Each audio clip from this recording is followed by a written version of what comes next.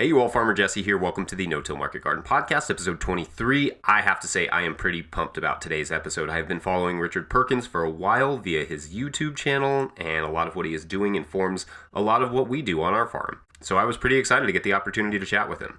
We talk about his history with farming, about regenerative agriculture, and his forthcoming book by that same title. We talk about the need for diversity on farms. We dive into his no-till systems and the role of design.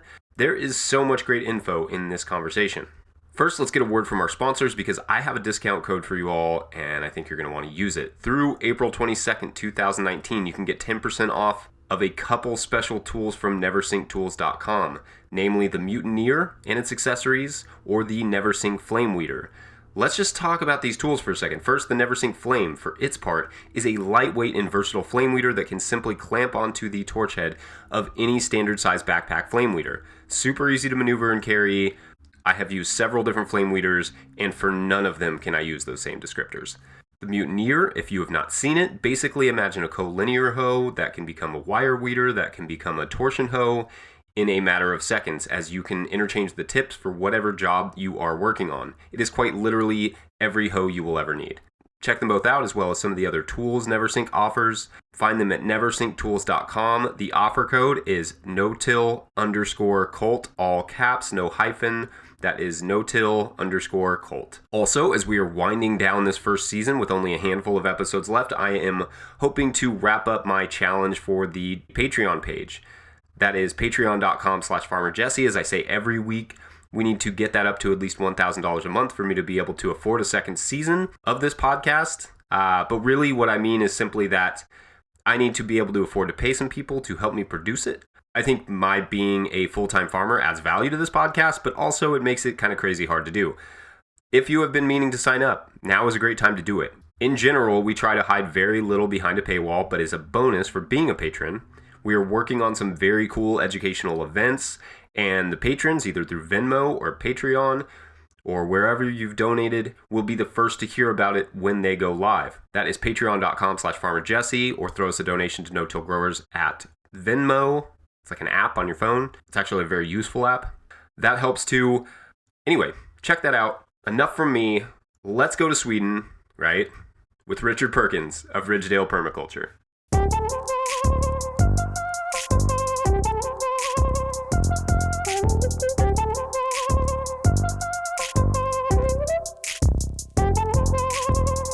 Richard Perkins, welcome to the podcast. Great to be with you, Jesse. Thanks for having me on.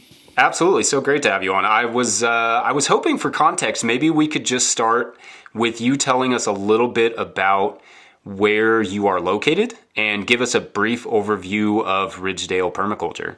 So we are kind of in the middle of nowhere in rural Sweden.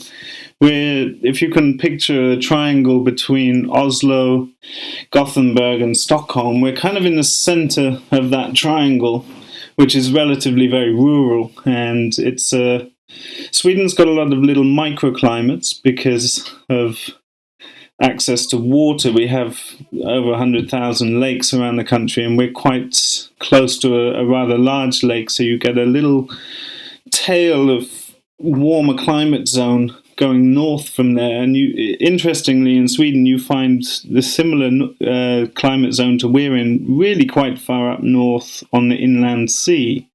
So it becomes very detailed, and we're actually in a particularly funny microclimate. It would be Swedish zone 4, tending 3, tending 5.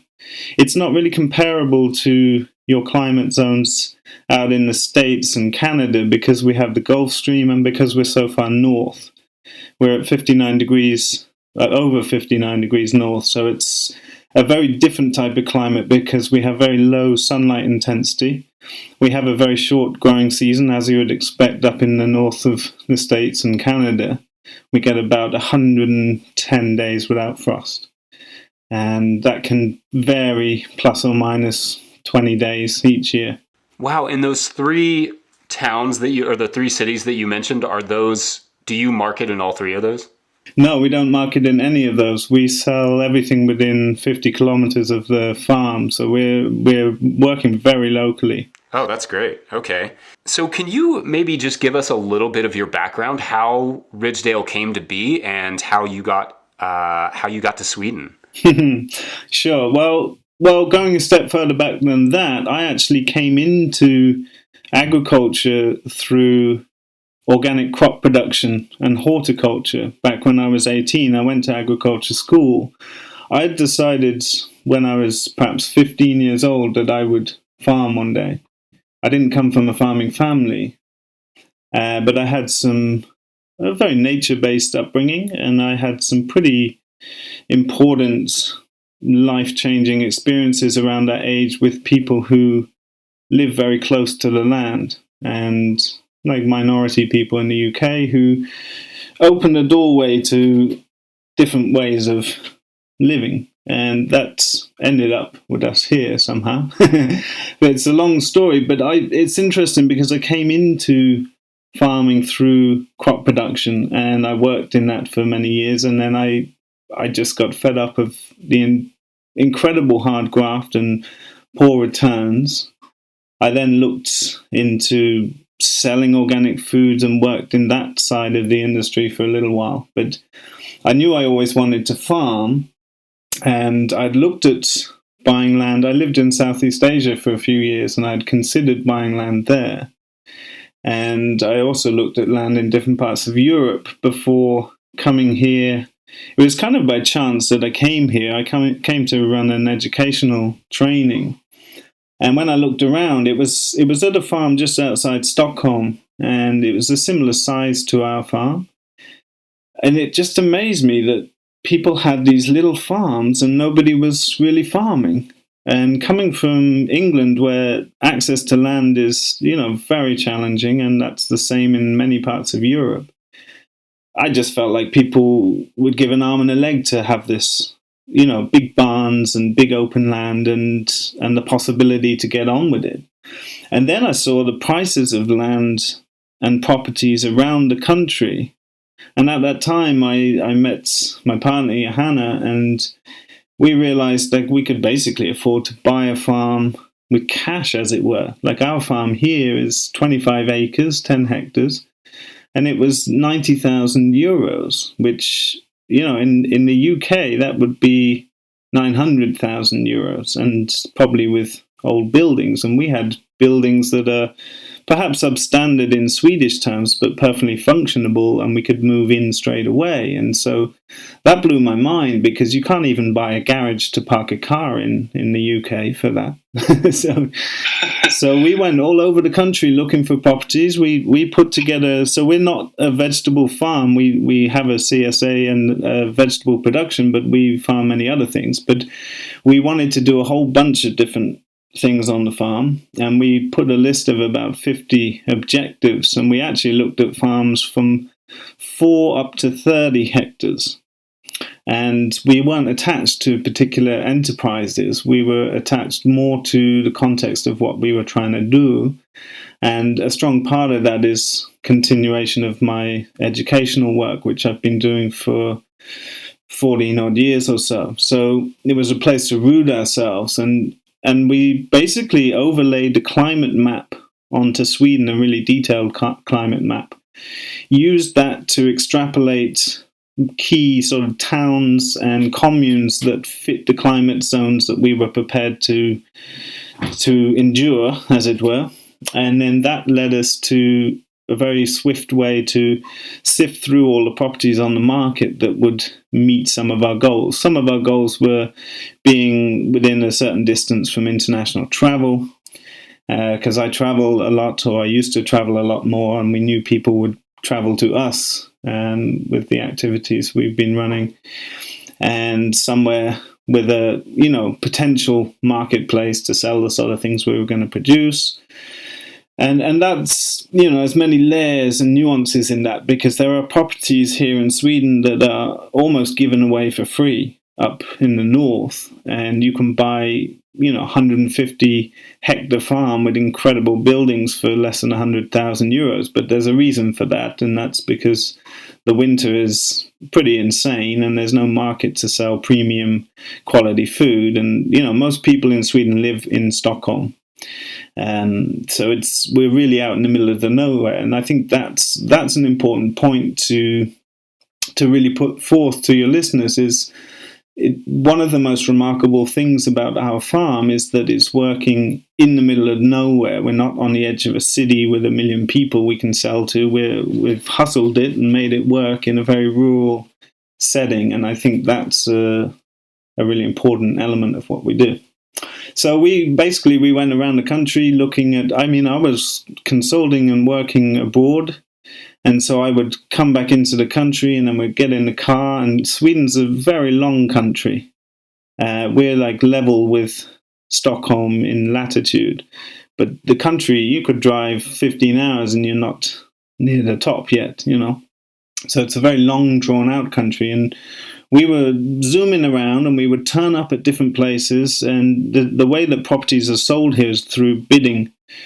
And so most people would look at a property like ours and they wouldn't call it a farm. It's actually a subdivision of a farm that's quite common in many countries, that when the owners die, the property is split up and divided amongst the children. So this wouldn't be seen as a commercially viable unit, and what people would do is basically rip down the house and barns, build a modern, much better insulated, modern standard house, and just cut the grass once a year on subsidies, and that would be their summer house. So we were contending with people obviously living in Stockholm that had huge purchasing power compared to us. The price of property in Stockholm is amongst the most expensive in the world.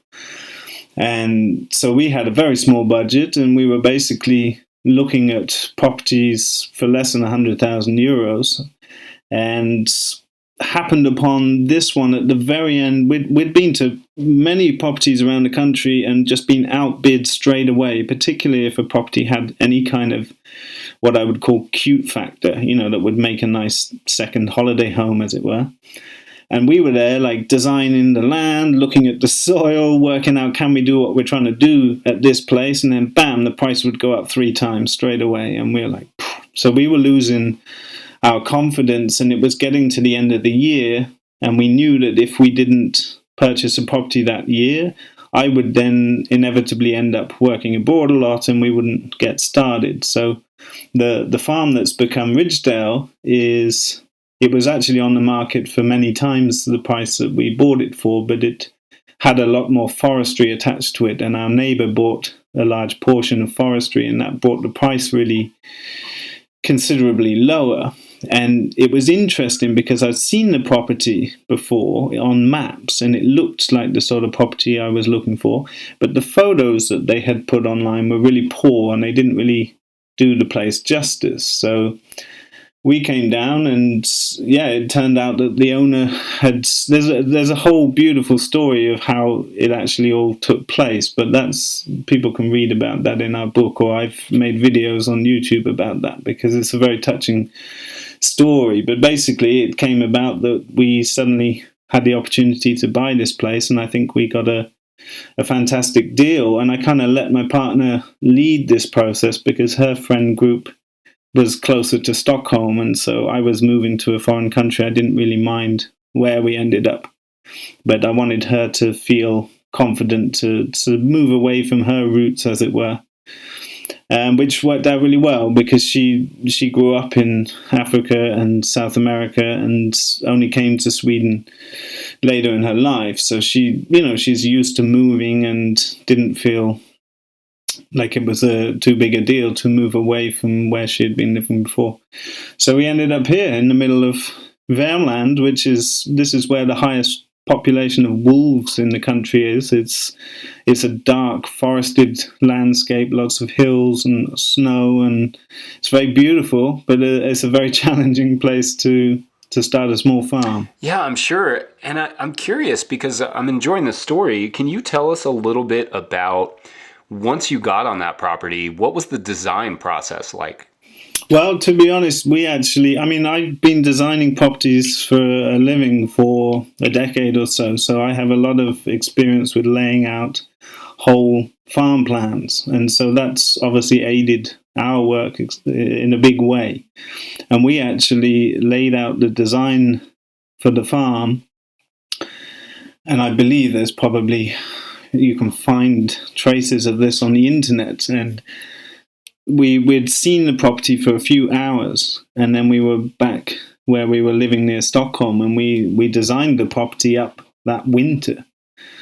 And we've basically spent the last years 3D printing that onto the landscape. And if you look back at the images I put out before we'd even moved to the farm, we've basically created exactly what we laid out from the beginning. So we wanted to do, my focus is regenerative agriculture, and that means something quite particular to me, which I write and talk about a lot. But for me, I wanted to focus on enterprises that strictly build soil. And that's where our take on market gardening is quite different to a lot of the market gardeners, in that we are doing a no-dig approach to, in the way that I can see is the only way to bring vegetable growing forward in a way that could be called regenerative, because I think most, even organic vegetable production, is soil depleting. So that's been a huge contextual piece, is everything we're doing here has got to build soil by default. That's the number one default condition of regenerative agriculture, in my mind. If it's not building soil, and if you can't demonstrate it's building soil, then you can't even call it sustainable, let alone regenerative. So that's been a big focus for us, and so we've designed a farm that's based around perennial crops, which is tree and berry crops and grass pasture. And so our main enterprises here are pastured poultry. We have a slaughtery on farm, like probably Europe's cheapest approved slaughter facility. We run pastured broilers, pastured turkeys, pastured layers, and market gardening, making up the main sort of cash flow of the farm. But in the background, there's all these silver pasture lanes with trees and berry fruits up above the pasture that will come in as time kicks on and become a viable enterprise that needs no further inputs. And so we've really specifically chosen enterprises that are very quick to pay back and make profit immediately. And that's a critical thing for anyone starting out in farming. We took on a debt of about 80,000 euros with a plan to pay it off in 5 years. And we've achieved what we set out to do. So we're in a wonderful position through a lot of hard work. And, we've put in a lot of overtime in the last years. But we've achieved exactly what we laid out through really good design, really good management, and planning processes. And we benefit a lot here from having a long winter of downtime. We essentially work extremely hard for 6 or 7 months and then have a very long winter where we have mostly time out. It takes about an hour a day on average to do the chores for half the year. And so that gives us a lot of time to plan and also then share resources through our writing and videos and things like this, which is great. So it's a big focus for us, is getting a lot more young people particularly into farming and doing it smart and making good business plans that are achievable and doable. And that's come about as a big response to my experience of agriculture school, which left me with more questions and answers and took me on this big journey looking at who is doing what I would consider useful things. And interestingly, most of the people I look up to and admire never even went to agriculture school. And so then I'm now confronted by a lot of young people either at agriculture school or having just left, who are basically taught soil depleting methods that don't seem to have evolved for decades, and write business plans that are often losing money for years. And that just looks like crappy business to me. So that's a big focus for us, is empowering and informing young people, collecting a lot of data and showing people how to go about these things in a really cohesive, step-by-step way. And it's been proving very effective. A lot of people around Europe now are emulating our different models with pastured poultry, and we're able to help people set up slaughteries because all the regulation and stuff is in place now. And then our approach to no-dig is really taking off as well, which is fantastic. Yeah, I'd like to get into that a little bit. Would you talk, first, how much acreage is under cultivation in terms of your gardens there? Well, acreage is perhaps the wrong word. It's square yards.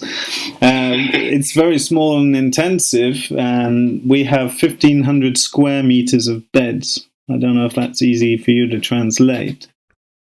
Okay, so I Googled it, and a square meter is a unit of measurement in some countries. All right, back to Richard. No, I'm kidding. 1,500 square meters is about 16,000 square feet, like roughly a third of an acre. I'll try and jump in here and clarify a few of these measurements for those of you, namely myself, who may not be able to do the equation on the fly, or more appropriately, I guess, in the field.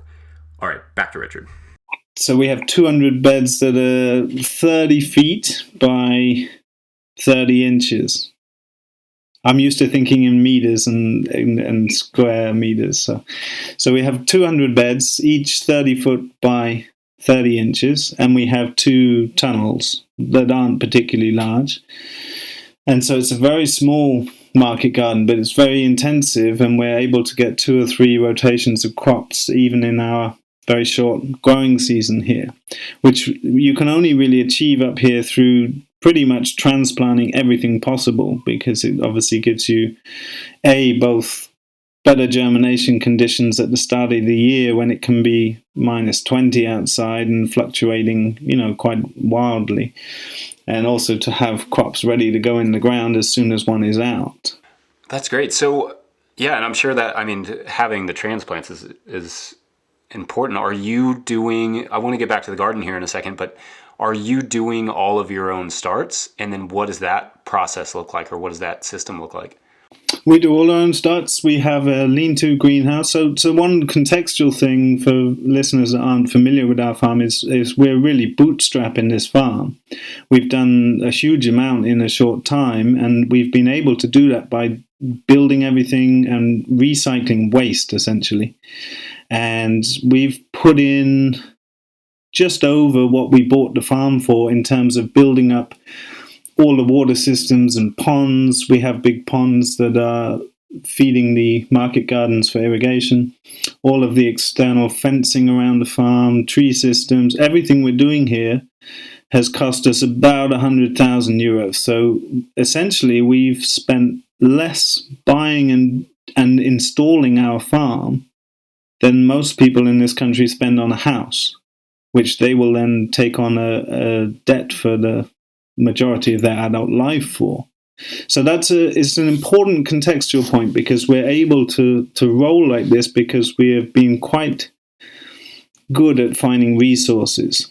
And that's another benefit of living in such an expensive country. So there's pros and cons everywhere you go, right? But one thing about Sweden is it's extremely highly regulated. It has very high tax, and it's got a very expensive cost of living. But that means that people's waste is also really useful.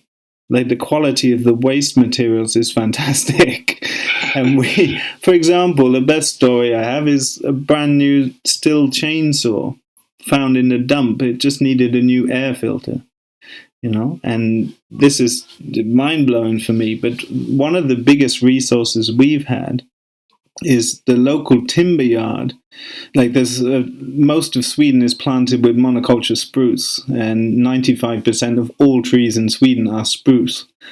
And it's all privately owned planted forest, and so there's a lot of sawmills all over the place. And they work with these huge Volvo front loaders, and their industrial pallets of cut lumber are, 6 meters by a meter high by 1 meter 20 wide. And there's no employees, there's just a guy in a big machine. So if he knocks one of these pallets over, he can't pick it up.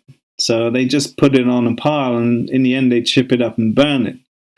So we were down at the local timber yard one time, and we wanted to buy wood chip for mulching trees when we were first establishing our silver pasture lanes in the fields. And we inquired what they were doing with this pile of timber. Now, this pile of timber was like 6 meters tall, 100 and something meters long, all of 6 meter length, so 18 feet lengths of timber. And basically they said we could take some. So we came back with a trailer, and that week we just put farming down and we collected timber. And I calculated from leaving the farm, filling up the timber, coming back, dropping it at the farm, was the equivalent of getting paid 2 million euros a year in terms of value collected. So it's like, well, what's the point of farming? We're going to collect wood. So we filled a barn with wood, and it's allowed us to totally renovate our buildings, build all our infrastructure for pastured poultry, build a slaughtery, build wash and pack stations. And the long way back to your question is it allowed us to build a lean-to greenhouse on the side of our house for 1,500 euros. And so, for context here, when we start seeding, it's the end of March for alliums, and then April things start going. We don't plant out till, June here. The last frost here is about June, the start of June. It can be the 6th or 7th of June. So we have to start things early, otherwise we wouldn't get any crops at all. And so what we did is we dug a foundation about 80 centimeters into the ground on the south wall of the house. We've got all this bulletproof glass from a Stockholm police station that was got for free in exchange for taking it away. And we basically bought some concrete blocks and built a foundation, and then built the rest of the thing for free. And then that has so inside the house, from that greenhouse, is our wood stove that heats the entire house, and that's burning for 6 months of the year. And that has a fan that goes into the greenhouse on a thermostat, which basically heats our grow space. And so in our country, we don't have a culture of burning propane. It's very, very expensive to use propane here. So nobody has like tunnels heated with propane like might be more familiar where you are. So we needed a really small, compact space that we could effectively heat at very low cost. And so we've built up a system where we grow all our starts on racks up in the air. And it's basically an 8 meter by 4 meter space. And we can do all of our starts just in that space, heated by the wood stove, essentially. We have a very small electric heater on the thermostat for the very beginning of the year when it can be minus 15 outside still, just to carry over the nighttime. But essentially, it's a super low-cost way to do all our starts. So those racks have lights on them. We use T5 bulbs, and at the time we built them, I think LEDs were incredibly expensive, and to be honest, I think T5s give a better result from what I've seen. And so we have 2 bulbs above each layer, and all of our different trays for starting tessellate on those racks. You can see photos of this on our Facebook or Instagram or whatever. So we basically can really maximize the vertical use of this space and have a very energy efficient way to do starts. Now the lights are important here because we just don't have enough light to be able to start plants that early. And for context here, you can't grow things over the winter. Like it's barely possible to overwinter things because there's just no light. Like we are really far north. So light is a big factor here. Yeah, and then I'm sure in the middle of the summer, you run into issues of having, I wouldn't say too much light, but I would think that in the middle of the summer, don't you have almost 20-something hours of light? Not where we are. We get about 18. And we are still relatively very far south in Sweden. But up here you get the northern lights and you get 18 hours of sunlight. It never really goes dark, but it goes dusky. The main problem we have with that is the laying flock, the laying hens. We have 1,200 laying hens in 3 eggmobiles, but they don't go to sleep until it gets dark. So that's 11 o'clock at night in the summer. And that means someone has to be awake to go shut them up, which that can be a bit tedious. But then just as you're getting used to that, the nights start drawing in. So at this latitude, you don't really have spring or autumn. It goes very quickly from winter to, trees in full leaf and everything pumping again. It's a very quick transition. So you get used to it. And as soon as you got used to staying up all night, it's getting dark by 4 o'clock again. But the main benefit you get from it's a very low sun intensity, but very long hours. You get particularly good chemical composition in things like aromatic herbs, and some of the berry fruits. So you get a lot more nutricidally dense food, as it were, in these regions because of that.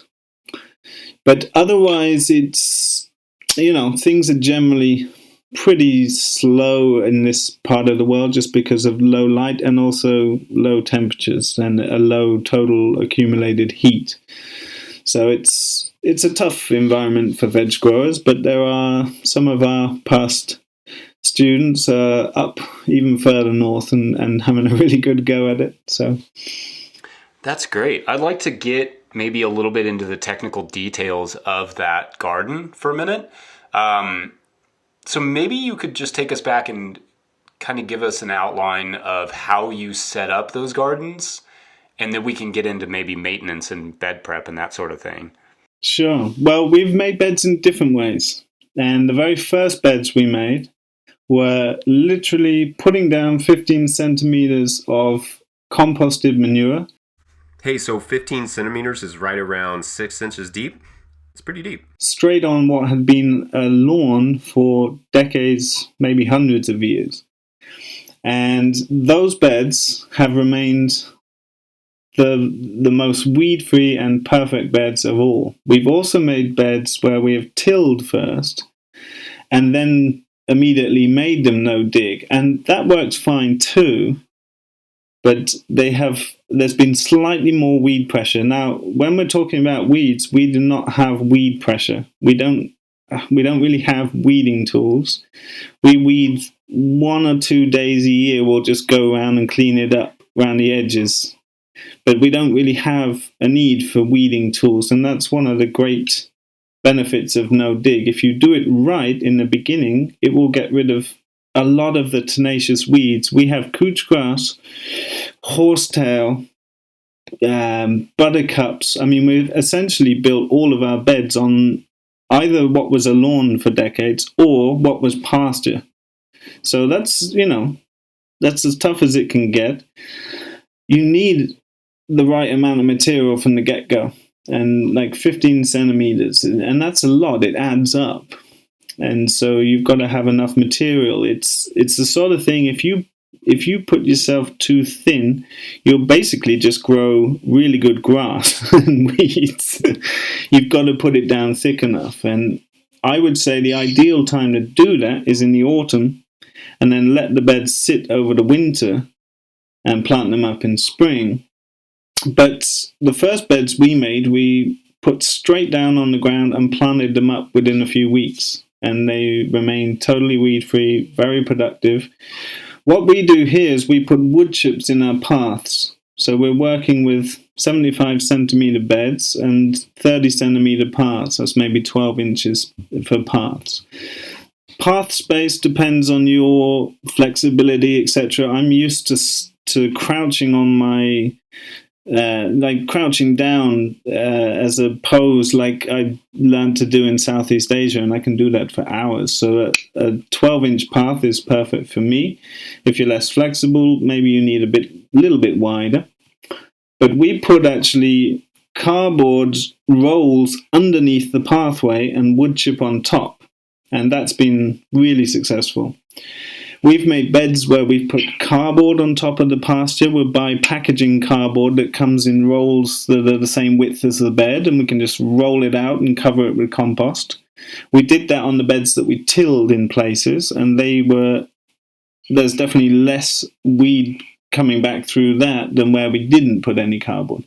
But I would say it's just optimal to not till at all. Tillage creates so many of the problems for the market gardener, and it's such a conditioned mindset that we must till. And it's, it takes, I see people's brains wrangling when they come and look at things because it's just so far away from what we're told by most people. But for sure, the best beds that we've created have just been straight composted manure, like really well aged. You want 12 to 18 months aged manure so that any bedding like straw, etc., is broken down.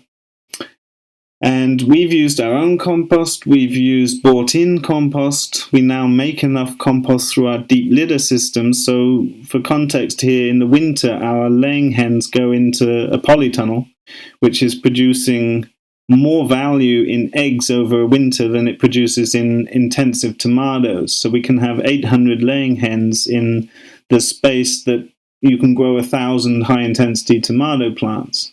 But it's making 40,000 euros of eggs over that winter time. So it's a lot more valuable to us as a livestock shelter.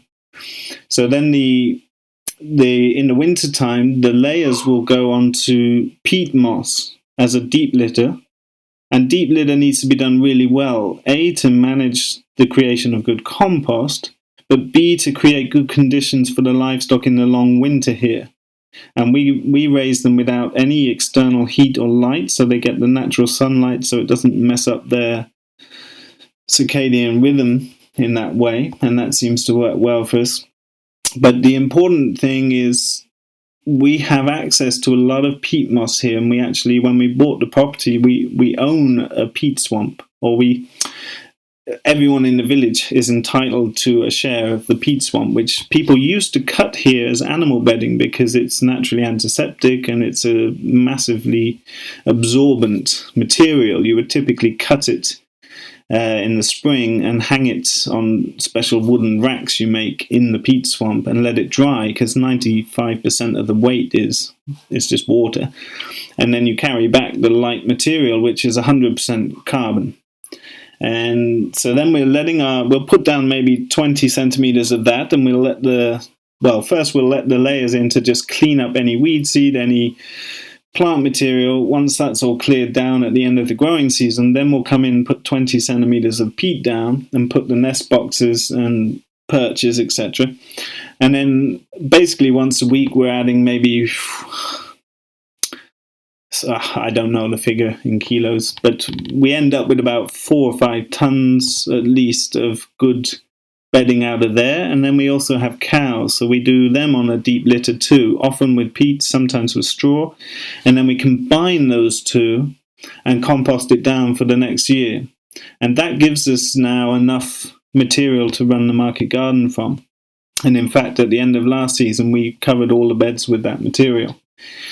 In the past, we've also purchased in compost, which was organic compost made from broiler manure, cow manure, and bedding, which is essentially what we have on the farm. So that saves a huge cost for us because we need bedding for the animals anyway to keep them sanitary. But regardless of that, I think initially we invested 5,000 euros on compost, but that's as a running cost, it's very low compared to all the other enterprises. Like market gardening has one of the lowest running costs of any enterprise. It just happens to have the highest labor cost. Right. Hey, you all, just going to jump in here real quick and get a word from our other show sponsors like Banner Greenhouses. Banner is a family-owned certified organic flower and vegetable plant producer. This second-generation farm has been producing plant starts since 1991, and they are extremely good at it. In fact, this is a sponsor that my partner in no-tillgrowers.com, Jackson, and I specifically sought out because of how much we love their product and know you will too. I have some Banner transplants in my garden as I speak. Their greenhouses and outdoor growing area cover 18 acres and enable them to provide optimum growing conditions for each cultivar. Get CCOF certified organic vegetable and flower transplants delivered straight to your farm. It's as simple as creating an account, choosing a crop and a desired plug size, then designating what week you want them to arrive. Whether you want to simplify your transplant production or don't yet have a prop house, get a better start with Banner Greenhouses. Today's show is also brought to you by Growing for Market magazine. For 28 years, Growing for Market has been the source for direct food and flower growers. All GFM content is custom written for the magazine by farmers like myself and others who get their hands dirty and know what they're doing. They do not recycle content that you've seen elsewhere. It is a consistently good magazine. If you do farmers market, CSA, farm stand, pick your own florist sales, or wholesaling, your business is different from any other kind of farming. Whether you're a commercial grower or just want to grow like one, subscribe to GFM for the nitty-gritty of growing, marketing, and the business of small farming 10 times a year. Available as a paper magazine, digital download, or both. Subscribe to GFM for the latest on market farming. There's information on growing vegetables and flowers in every magazine. And I will add, lots of good no-till articles. Use the coupon code NOTILL to get 20% off any subscription through growingformarket.com or call 800-307-8949. Subscribers always get 20% off the carefully curated selection of market farming books GFM carries, including podcast guest and GFM editor Andrew Mefford's brand new book, The Organic No-Till Farming Revolution, where Mefford interviews 17 different growers using no-till and gives an overview of the techniques, providing a roadmap for anyone interested in starting a no-till farm or converting an existing one to no or less tillage. That's growingformarket.com.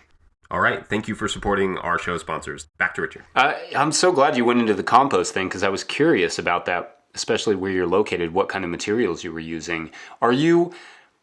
Can you give us just a little bit of a technical detail here in terms of can you give us an idea of how you are flipping beds? Are you, especially with things like baby greens? Baby greens are the only downside to no dig I've seen, but it's really not a big deal anyway. We will typically we use very simple tools but effective tools, and in the beginning we've always first off broad forked the bed after the winter. We basically don't need to broad fork most of the beds now because it doesn't bring any benefit. And one thing I will make clear straight away is we always leave the roots of plants in the ground except for baby greens. But all other roots are left to decompose in the ground because that's a huge amount of resource that feeds the soil food web. And that's our focus in market gardening, is how do you combine the best market garden planning with the best soil care? Because most market gardeners are doing the same thing that's been done for decades. There's been no radical overhaul in terms of really building soil and really trying to copy ecosystem processes, which is what we are doing with no dig. And the benefits of that are great, and we can go into that a bit more. But basically, we are laying down material, let it sit over the winter, come back in the spring. We actually cover it in the winter. We'll put a non-woven geotextile down just to put it to bed, and it allows things like earthworms to become a lot more, they'll remain active right at the surface for longer or start up again quicker. I just uncovered the beds as the snow melted away a couple of days ago, and they're ready to go, and it's just full of earthworms up at the top, even though the soil is extremely cold still. And so we'll come through with a broad fork, but we don't use a broad fork in such an intense way as some might. We really just wiggle it, and you don't really notice we've been through with it. We're certainly not breaking up the soil so much with it. Now, we have very different soils around the farm. We have sandy layers that are just pure building sand, basically, and we have some heavy clay, and that's where we actually tilled some of the beds first, because it was a heavy clay soil that had been used as a car park with forestry machines and all kinds of stuff for years, so it was super heavily compacted. The soils here are quite high in magnesium in that the clays go extremely dense and hard, and so we thought we would till that one first. I don't think you need to. We just chose to because we were going to actually plant it out straight away, not leave it. So the basic process is been board forking, come along with a rake out the beds using a 75 centimeter rake, bed roll it with like a roller from Johnny's or whatever if we're marking out transplants or making a nice surface for seeding. We basically only use a 6-row seeder or transplant, and we're starting to use the paper pod as much as we can. And that's basically the tools that we're using. We don't need anything more technical than that. If we're then taking a crop out, say we take out broccoli, we will harvest broccoli. Once the plants are done, we'll come back and we'll cut them right to the ground, but just below the ground level, to facilitate that material rotting down. The upper part of the plant that's non-sellable will go to livestock, pigs in the past, or chickens, etc.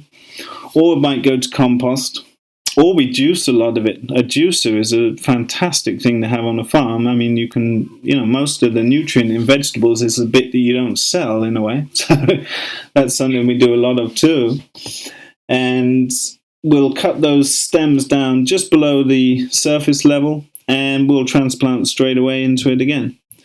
And if it's the only problem is things like mesclun, where we actually take it out, whereas most growers would till it back in, but we just don't till at all. So that takes a little bit of time. It's really not a big deal. It doesn't take that much time, and it comes out pretty easy because our soil is so well worked, or so loose from the life in it and the amount of compost on it. And in that case, we would rake it out or possibly add material. If it's the end of a season, we might just cover it with some rough compost and leave it sitting over the winter, and that will kill it back. So it depends on different, circumstances or the time of year. But we'll add compost whenever needed. And typically, like this season, we're going to add a whole bunch of compost and wood chip again. So that's wood chips happening on a kind of 5-year cycle. And one downside of this country is that you can pretty much only get spruce wood chip, which is not ideal, but we haven't seen any negative effect with nutrient robbing or anything like that. And it takes a long time to break down, which is kind of handy as a pathway. And I haven't noticed anything bad about it. I would prefer to have deciduous trees as wood chip to put in the pathways, and that's because then I could inoculate it with edible fungi, for example. But that's just a nice thing if you can do it. But we've seen no negative effect of having spruce, and a lot of benefits of having wood chip paths. It holds a lot of moisture, which can be fantastic in, like, we've just been through the biggest drought in 120 years in Sweden last year. So that really helps, and it also alleviates wet spots. If it's like, we often get a lot of rain here, and typically we would have rain evenly distributed across the whole year. And there are some areas where the gardens would naturally have pooling water, but the wood chip really helps with that, and we don't have mud on our boots working in the garden, which is just nice. And also our crops are incredibly clean, so we actually don't need to wash a whole bunch of our crops. Like, we will avoid washing anything we don't have to.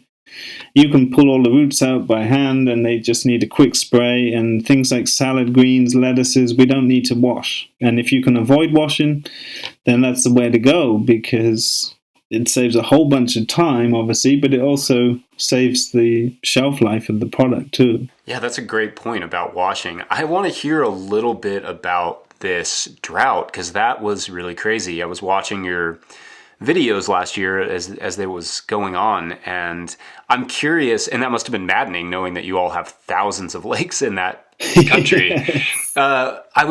I'm just curious, like, what are some of the lessons that you took from that drought? How has that changed your approach or just thinking? Well, it's quite interesting. We can go in a few directions with that. The first thing about the lakes is you certainly can't draw, like in that kind of circumstance, you're not allowed to draw water out the lakes either. Sure. They're protected. But so we have 250,000 litre geosynthetic lined pond, GCL, geosynthetic clay liner, and that's a wonderful material. It's about €5 a square meter, and it weighs a huge amount, so a big part of the cost is transport. But it's the best material for building ponds if you don't have grounds with enough of the right type of clay to hold water. That stuff's amazing. You can put an iron bar through it, and it's full with bentonite clay, and it seals up against anything. It's a wonderful material that we use whenever we do waterworks. And that supplies the market garden, but it fills up from a stream, We have 2 streams running through the farm, and it fills up from the smaller one and a small spring that we've tapped back to the source and led to the pond too. Typically, that will refill with water every 48 hours, but we cannot access. We typically take water from about 40 centimeters below the surface, so like 1.5 feet below the surface, by having a float and a weight on the inflow to the pump there. And we can't take water right to the bottom because, there's too much sediment and it will clog the filter. So we have a disc filter that makes sure it's okay. We run impact heads around the garden and we water everything with aerial watering. And that's the most effective for high intensity cropping. Now, typically, some people would say, well, why don't you have drip? It saves water in a circumstance like last year. But drips, if you live in a hot, dry land where, dry land being by definition a landscape where evapotranspiration exceeds precipitation, then yes, I would have drip. But you would need different drip spacings for each crop. You would need different amounts of headers, different amount of takeoffs on all the headers for different amounts of rows in the bed, and it's not ideal for high intensity cropping at all in our circumstance. So, yeah, I'm sidetracking. Well, going back to the drought, by June last year, all of the slaughteries were booked up for a year straight. People with 400 head of dairy cows were selling off half their herd locally just because they knew they wouldn't have winter feed. Like, it was a catastrophe. And interestingly, every year that I've been here has been extreme. We've had the wettest spring, the coldest spring, the driest spring, and the driest summer. We had 110 days without rain, I think. And so we had grass. Our recovery time in our grass is about 14 days at the quickest and 45 days as it slows off in the season. We had grass that didn't start regrowing for 90 days, which is just unheard of here. And it was a catastrophe for the market garden because we were basically able to run the pump for about 25 minutes before it would clog the disc filter because we were sucking down from the bottom of the pond. Typically, we can run that pump for hours. It's putting about 4 cubic meters of water down an hour. And we can typically run it for hours without it clogging up. So that just gives, a reference for that. So I was almost going to cull the gardens. I think we lost about 30% of our revenue last year from loss of production. But one thing we did that was very interesting, and I can just say what happened. I don't know what I think about it yet, but we bought in a load of compost made from byproducts of the paper making industry. And I don't know exactly what part of the process it's from. It's extremely cheap and it's pH neutral, and it's marketed as a slow release carbon for agricultural soil. Now, when this stuff turned up, it's really very cheap compared to compost, and big 10 cubic meter loads were being dropped off at the farm. And I looked at it and I was like, oh no, we're not putting this anywhere near our beds. And as the drought continued, it was like, well, basically I need to send employees home and shut this thing down. So let's try it out. And I'm really glad we did. It was kind of grey colour when we got it and still warm. And I just felt like this is a million miles from what I want to put on my beds. But I think the water holding capacity of the material, it's got no nutrient in it. But it's amazing sponge for water. And I think there's some videos from last summer on YouTube where the beds just look baked and you just scratch away the top millimeters and it's just holding moisture beautifully. And I was quite impressed by it to the extent that I'm buying some more this year just to do some more experimenting with it, because I don't know, I actually don't know what it is.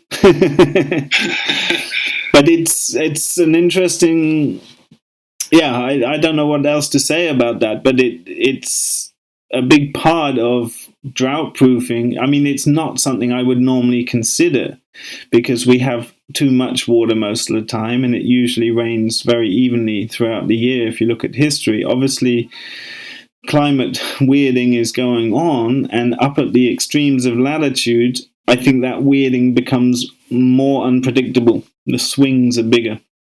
And I know a lot of people in Europe had droughts, but it was very extreme relatively here. And carbon is so important in soil moisture. There's so many reasons why carbon is important in soil, but one of the biggest reasons is a particle of humus in the soil can hold 4 particles of water onto it, which means if you're increasing soil organic carbon by 1%, you can hold something like 545,000 liters of water per hectare in the topsoil.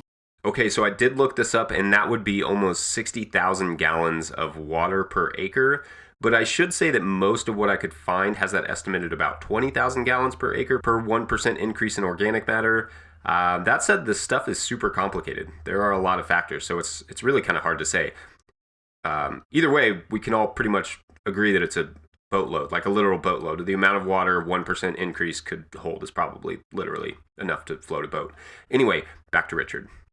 Now, if you're in a market garden, you are not aiming for a 1% increase, you're aiming for 10-15% increase, because you need organic matter to feed this system that is designed to feed these plants that have been bred to consume organic matter. You know, these are the most highly inbred, resource-sucking plants that we know of.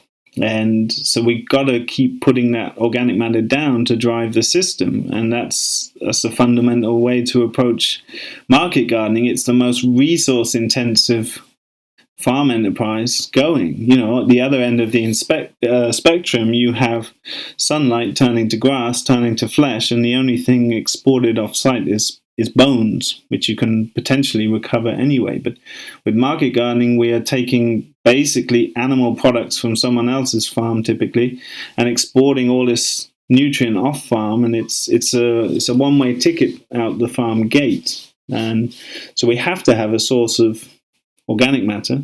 Compost is by far, good mixed animal manure based compost is by far the best material. But I'm interested in trying different things because it's not always very easy to find good compost. Like I know that there are some great compost makers over that side of the Atlantic, but over in these parts, it's very hard to find good compost. And that's the case for many people in Europe. I have a lot of students further south in Europe who just can't even buy compost at all, not even, shoddy compost. So we've got to find ways to make it on farm. It's a big part of why I promote mixed farming, is that, we've seen market gardening rise in popularity more than any other farm enterprise, and it's largely because you can do a decent revenue on a very small space, and there's a very low barrier to entry, there's a very low running cost, you don't need huge technical skills, there's nothing trying to kick you in the face or eat you, and that, it's really accessible for people. But often people, if you look at the typical Facebook meme, you see growing vegetables good, sustainable, eating meat bad, whatever. But it's actually the whole other way around when we look at regenerative agriculture. It's vegetable growing is the most labor intensive. It's very productive per square meter, but it takes a huge amount of resources that typically come from industrial productions that you might not want to associate with these lovely organic vegetables. And so it's a big missing part of the pie in my mind, is we need a lot more integrated small farms that are able to cycle nutrients right there. And if you look back at agricultural history, farms were always mixed. They had animals on pasture, they had tree systems, and they had small amounts of intensive annual production. And that's the way I think I like to look at it, is, how would it look to create community resilience, food security? What does it look like? It looks like, to me, lots of small diversified farms, or small farms working together to create that diversification.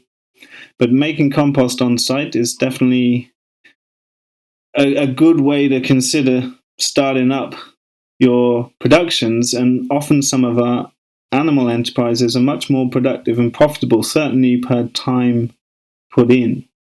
And that's a large part of what I've been writing about for the last couple of winters is giving people a comparative analysis of what you need to create the same sort of level of income through these different enterprises. Because I think a lot of people coming into the market garden scene don't come from a farming background. They're coming into it as entrepreneurial folk who have been exposed to a lot of cool stuff online, etc., but they might not have the full spectrum of the alternative ways of farming and how it all works in an integrated ecosystem perspective. I maybe went off on a little tangent there, but it's all part of informing our context here and what we are sharing. Yeah, that's great. Speaking of sharing, you've been working on a book or an upgrade of your previous book. Can you tell us a little bit about that? Yeah, it's a major update and overhaul of our previous book. We've only been selling our book directly from the farm. I'm very interested in a sort of direct transmission from me to people that read it. I ship every book out myself from the farm. And I've been basically trying to just share information like we do with YouTube. I'm just putting things down. But the first book I wrote was scrappy and not professionally edited, and I've done a major overhaul and updated that book and added a whole load more chapters. There's 22 chapters in there, and it's actually a thorough update and information download of everything we do at our farm. It's full of spreadsheets, financials, all the feed sheets we use, like all the recipes that you need to get into this smoothly and smartly. And it was inspired largely by the early days when I was reading Joe Salatin's work and just the amount of real data he would willingly share. And I've just noticed that there's so little of that across the regenerative agriculture space. And including like today, we see in the market gardening world, there's a big focus on gross profit and turning over this much money, but that really is very misleading to people. It means nothing about the viability of a business.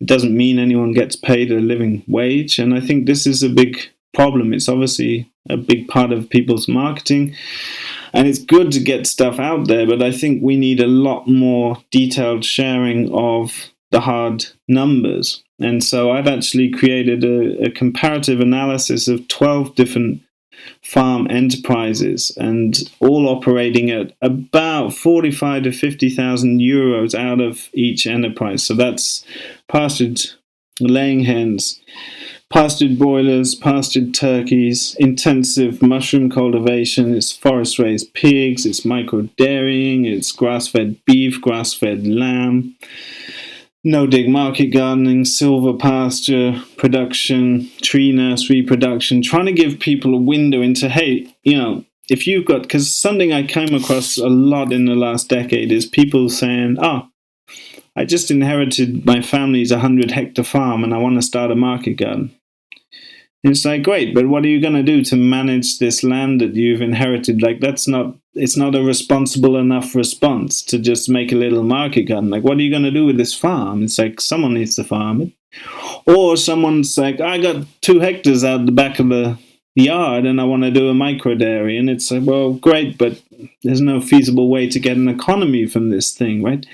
So I found like a lot of so going back a step, I believe that the future of this type of farming lies in entrepreneurial people thinking outside the box and often not coming from agricultural school, because that often patterns people into really bizarre ways of thinking. And yet a lot of these folks are coming in without the context of having grown up on a farm, and also often without having ever run a business. So I can't think of a steeper learning curve than starting your own business that is a farming business. I think that's the most challenging thing you could do. It's also potentially, I think, the most rewarding thing to do. But what I've been endeavoring to do with this book is create essentially a manual of regenerative ag design, installation, management, and monitoring so that people have a quick window into like, okay, these are 3 things that fit this kind of size landscape. These are the scales they need to be done at to make a useful economy. Because often people don't understand the critical mass, right? They'll get 100 laying hens, but that will probably lose you money, you know? It's like, where's the sort of tipping point to actually do something useful ecologically, to have a useful ecological impact on the land that also creates enough revenue to be useful? And so it's been a massive work. It's obviously full of all kinds of complexities to create a level playing field to compare these things, but I think it will be eye-opening for a lot of people. And then there's big chapters about each enterprise, and then chapters about how to market and sell products, because we have some of the best selling methods I've come across anywhere on the planet, and helping set and spread that up through the region. It's got a whole farm economic plan, so you can really see, you know, how do you get a living salary out, and what's it look like? You know, the volume of money a business needs to turn over to just pay a sort of decent basic salary, which I think will be news to a lot of people, because we're exposed to these turnover 150,000 euros on one little back garden, but it's like, that doesn't necessarily mean you get a paycheck, you know. So I think it's really focused on the nuts and bolts, the nitty gritty, and just sharing direct data in a way that I think will empower a whole new sort of flush of farmers getting started effectively. So that's the book. It's called Regenerative Agriculture, and it's a beast. It's 750 large pages. That's great. And then if, you know, I enjoyed the first book, but now I'm looking forward to the second one. How can the listener get a hold of a copy of that new book? Well, we're crowdsourcing the print run. Is quite an expensive book to print because it's very large, obviously.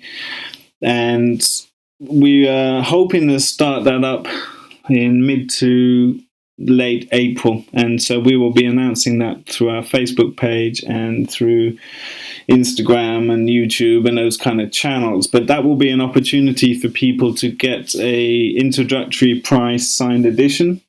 It's going to be €10, shipping it anywhere in the world in first class shipping, so that's going to be really accessible for anyone. And the idea behind that is to make things like Amazon a bit more obsolete, because I'm not into the whole industry in a way. I feel like I know a lot of authors, and I'm interested in people getting direct connection with other farmers and working a bit like that, a bit more. You know, I've read the name of every single person that's bought our book, which sold to over 90 countries around the world.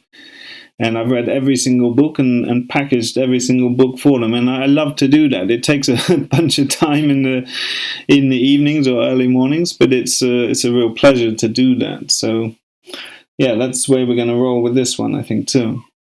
Well, Richard Perkins, this has been a pleasure. Thank you so much for your time. Yeah, you're super welcome. It's great to speak to you, Jesse. And thanks for all the amazing work you're doing out there also. Well, yeah, absolutely.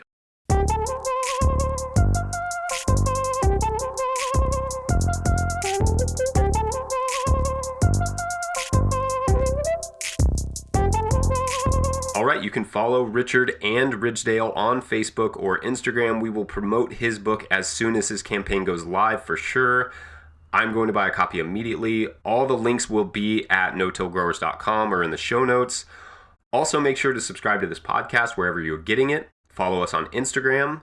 Check us out at no-tillgrowers.com. Did you know we have an awesome no-till gardening forum over there? Yeah, it's like Facebook group, but, you know, without all the Facebook. Also, check out the Patreon page. If we can get that up to $1,000 a month, I will shut up about it. That's a new incentive I've just added. Make sure to show some love to our show sponsors, Neversink Tools, Banner Greenhouses, and Growing for Market Magazine. They have been huge and longtime supporters of this show, so make sure to show them some love. Follow them wherever you follow things, and, use some of those discount codes. Those are pretty cool. Anyway, thank you all for listening. We'll see you next week. Bye. Right, yeah. Get David Attenborough to do it. That people would love that.